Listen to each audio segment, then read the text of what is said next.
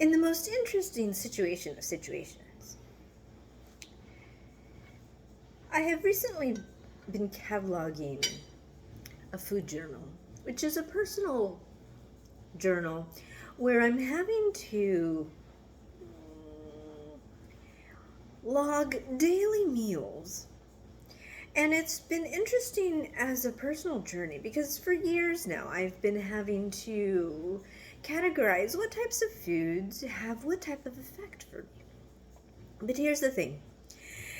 I never really paid attention to what types of foods I had in what kind of series or pattern, other than I was paying attention to what types of foods gave me a particular effect. For example, onions might give me a headache in a certain amount of time.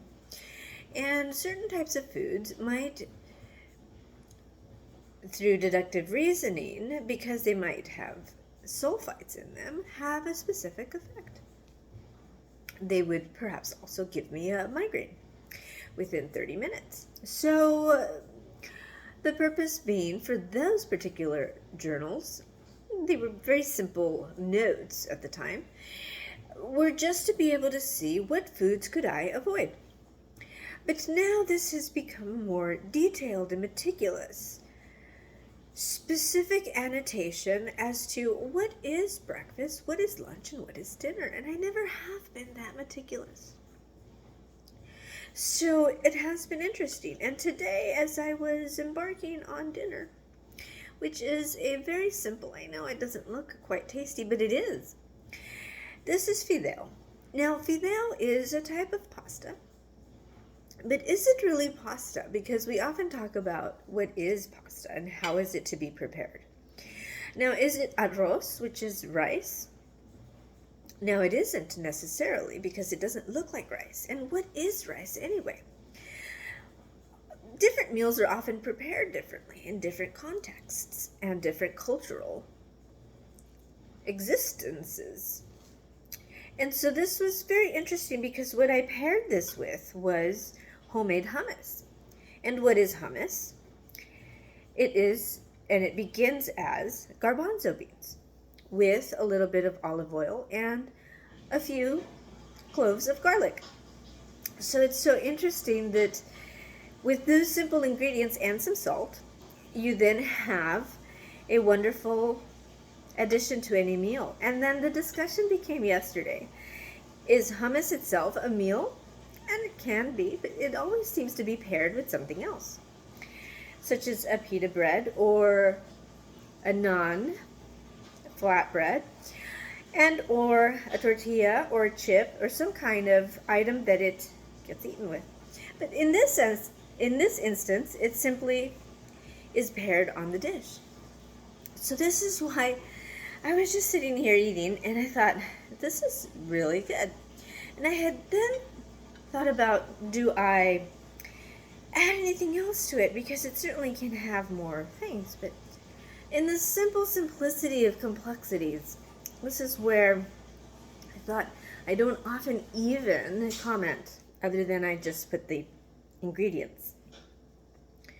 But because a lot of things have changed, and I've even let go of what I thought was going to be the beginning of the next phase of what was the Dew Point Report, which was the Digital Electronic World Point Report for 2022, and then going on to the 2023 year existence.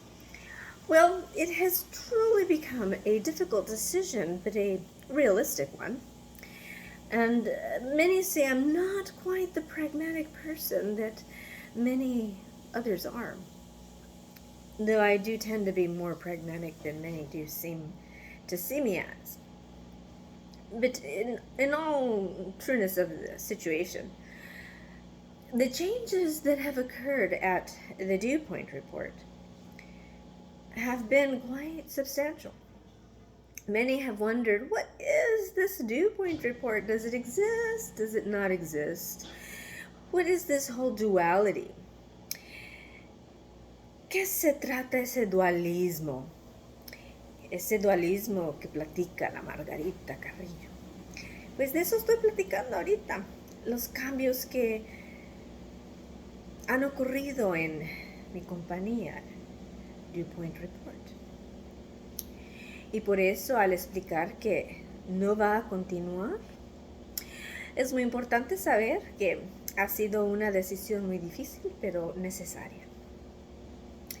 Hay muchos que piensan, no, esa ni fue una compañía tan chiquita, tan pequeña, pues, ¿por qué comunicar tanta información si ni fue necesaria? Why communicate information if it wasn't ever necessary? Truth of the matter is, there were people who wondered why I didn't make updates as quickly as I was at the beginning. And there were people who wondered why even bother. And there were people who wondered, just keep going as best as you can. And so, in trueness to everyone, one cannot be all things to everyone. That is true. But one can only have the expectation needed for the moment and be able to accomplish what can be accomplished. So, having said that, in what I call the yellow room, in this wonderful space of truth, it is important to be honest, and as honest as one can be. That when I have spoken of duality, what it means is to, the same as always, live in the existence of the presence of the present. The trueness of being somewhere that you are, but then also knowing that forever the social media existence that we have, that doesn't go away. People try to erase those digital memories, those posts, those pictures, those, yes, the selfies, the groupies, the reunions. They do exist, but let's be realistic. Some things cannot be replaced. So, thank you to everyone who was kind and supportive, and to people who criticized and thought it wasn't a good thing ever. Well, I appreciate your feedback, but the trueness of the situation is, there's a saying, better to have risked than to never have. And though I paraphrased a little bit, I think it's important to know that there are a lot of people who wish they would have had as many opportunities. And I'm grateful to have had the opportunity to have tried. So, gracias por la oportunidad de el apoyo de las personas que proveyeron servicios y disponieron sus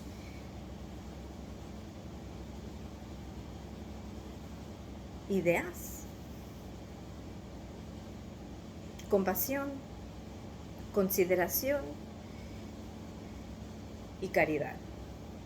Porque es importante saber que hay muchas personas que siempre están disponibles y han sido disponibles a las ideas de lo que es importante para el futuro. Y aunque hay muchas personas que me han dicho, pero pues creo que no era necesario, ha habido muchas personas que a la vez han dicho, no, sí, síguele, dale más empeño, con más ganas sí se va a poder. Y por eso doy las gracias, porque fue muy importante poder ver dándole muchas ganas a las oportunidades que se me pusieron enfrente. Así es que ya no les tomo más de su tiempo, pero sepan esto, que sí entiendo muy bien que el futuro todavía no se completa, porque por eso le llamamos el futuro. Pero es importante que no dejemos pensar que tenemos que seguir invirtiendo en las ideas de las personas que son las que piensan, las que diseñan y las que construyen mucho de lo que va a existir, que todavía no existe. Porque en esas personas están las promesas de lo que todavía no se sabe. Y si no seguimos creyendo en el futuro, nos estancamos en lo que ahorita es lo presente. Y lo que sigue estando es solamente el pasado. Y si nomás nos quedamos en el pasado, nunca seguiremos hacia un futuro nuevo. Así es que nos vemos en el futuro.